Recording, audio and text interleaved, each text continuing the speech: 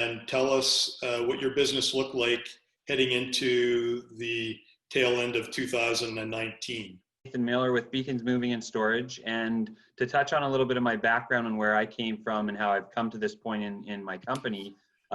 21 years ago, I started out on the truck. So I was what was called a swamper, and I was just bringing stuff to the truck. So if you fast forward to date, I own the Bekins franchise here in Kelowna. I essentially created it from scratch. Unlike other franchises that have been bought existing, I really only brought the franchise and the name itself, and then created the branch here out of what I've been doing leading up to that point. And that was about 5 years ago. So the connection there is that throughout those years, I've done every position in my company, from working the truck to sales to dispatch to management and ownership now. So leading up to the pandemic and the reaction of the world to COVID, in the transportation industry, it's a challenge at best. So you have the ups and downs. It's a supply and demand industry. So leading up to March, mid-March, there is sort of when it's our time to amp up again. Summer's our peak season. So, after peak season and into the fall, winter time, we take a little break and sort of recharge. And springtime is really our push. And it's like, okay, we've had our rest. We're ready to go. Let's hammer down, get ready for the flow of work. So we're just amping up for that. And then the world shuts down. So, immediately from a business standpoint, I'm thinking, okay, where do we fall in line with this? We are transportation, but we're moving in storage. So are we essential? Who's defining what essential is? And out of that, effectively what it came down to for us is transportation is essential, moving goods and moving people is essential, and we're a backbone to the real estate market as well. So once people move and they have their legal deals, pandemic or not, there's legal ramifications and they need to be out of their house for possessions. So we're deemed essential. Then you move to the safety part of it. Okay, we're in people's homes. We're interacting with multiple customers every day. They're coming. We're storing 100,000 pounds of customers' furniture just in our warehouse. So the interaction of customers is nonstop. Delivery, we have about 30 crew that are frontline, I define, which are surveying staff, which are in the home, and then the staff working the truck, providing the loading services, packing services. So what does that mean for them from a safety front? Because it's twofold, business and safety. So realistically, I've always been looking at May as being the big month, I think, and with everything that's going on, how do I get through May? Fortunately and unfortunately, I don't qualify for like the 75% wage subsidy or the rent subsidy, because we are still working. And March was a big dip down, and then April was, okay, well, how do I adjust for that dip? We can't go on that way if we're going to lose that much revenue, expenses increase. So I waited till the last minute, just a week ago, and I went in and I cut and I slashed every expense possible. I talked with the staff. I said things like benefits right now, as an example. You're not able to go do your chiro and your massage and see the dentist. Let's cut those expenses temporary, couple months, even to the point of even the way we're with the trucks. We've uninsured trucks. We've cut materials we're using, like any little area, so that I didn't have to lay off staff. I've went to it. It came up to this week going, okay, we have a hard decision on our office salaried staff. If we don't see the workflow increase, the work's not there, we're not going to really have a choice, right? To maintain the bigger picture of the company being open, we might have to lay them off. We get word that we're not eligible for the wage subsidy, but we came together, we addressed our operating, our expenses, and then we went at our pricing and we went hard. We said, okay, now's the time that we don't want to let anything go. We're going to be really aggressive with our pricing and our tariffs.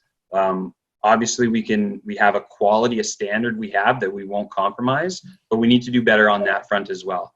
And same thing with our frontline staff doing the in-home surveys. Normally we want to be in there. We want to see what you have exactly. We want to give you accurate quotes. Well, because everybody's on heightened alert about being around each other, we just completely switched it to virtual and phone.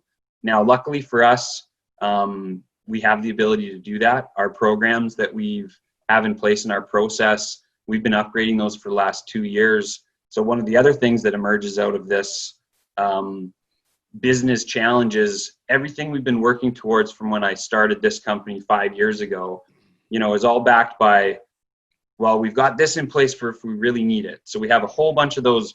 What happens in a one-off situation? Will our system hold true, our process? Here we are in the middle of it, and we're rock solid. All my staff, I removed all the office staff remote. So they're all working separate from each other. That's a huge culture and atmosphere challenge. My staff, they typically are a desk lengths apart from each other, and there's about 3 different departments, teams of 2-3 people. You remove each other, and you really realize how much of a true family you are. Not just if you are or not, but even just the time that we spend together, right? A lot of the time it's more than you spend with your family. You're at work, and you really get to know those people. Remove each other from each other, and at first it's like, all right, I have a break. And then after a week, you're like, I really miss them. I miss that. Everybody's doing really good with that. Those are the challenges. Coming up to May 1st, I made the decision actually just a couple days ago. We're not laying off the staff. We're really doing good with our sales. It's not better than it was year over year, but it's better than it was month over month, and that's all we can ask for. As long as the staff stays healthy and we keep our measures in place, and we see at least steady bookings, the number one thing is everybody keeps working. I haven't had to lay off one single staff so far. We've had a few challenges with, okay, well, I'm feeling sick. What do I do? You go home. It's really that simple. And then, okay, I'm feeling better now. Okay, well, let's make sure 100% before you come back. A few days out, I'm not sure what other people or companies are doing. It's a no-brainer. You're being paid. Go home. We'll figure it out. We're working as a team, right? I'm sort of predicting that in the next couple months here, things will start to open up again and pick back up. And then I sort of foresee it that when you turn the tap back on, it's going to be full on, and we probably won't even be able to keep up with everything that's out there. Big part to all of this is trying to stay positive in a super negative situation, and it's a downer, and what am I going to do? How am I going to get to the next day, let alone the next week? Just sit down, pull a piece of positive out of whatever you're doing, try to apply that, and just work towards the next day.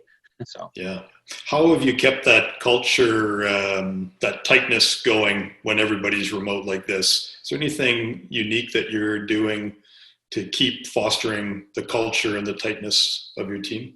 Well, this really goes back to what I touched on with the last few years, really working on the back end and the process of the company. So in doing that, there was already our natural departments where the pecking order, one person is